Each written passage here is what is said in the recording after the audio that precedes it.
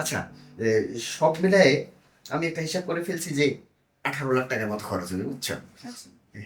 তো যাক, তোমার ওখানে আর কত আছে টাকা যেন? আমার কাছে আছে মানে আমার কাছে টাকা আসবে কোত্থেকে? তোমার কাছে টাকা আসবে কোত্থেকে মানে?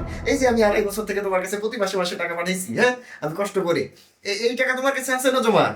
আমার কাছে কোনো টাকা জমা নেই। তুমি প্রতি মাসে টাকা পাঠাইছো, তোমার বাবা মায়ের খরচ দিছি, আমি নিজে এই যে এই সংসারটাকে চালাইতেও তো খরচ আছে, তাই না? আর আমার নিজের একটা খরচ আছে না? আমার কাছে টাকা নেই। আর যে টাকাটা ছিল, বাকি যেটা ছিল ওটা দিয়ে আমি আমার বোনের বিয়ে দিয়ে দিছি। কি বলতেছো উল্টাপাল্টা কথা?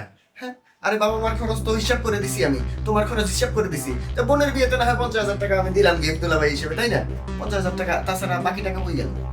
আমার একমাত্র বোনের বিয়ে, আমার বোনের বিয়েতে আমি 50,000 টাকা গিফট দেবো? আমার একটা প্রেস্টিজ ইস্যু আছে না?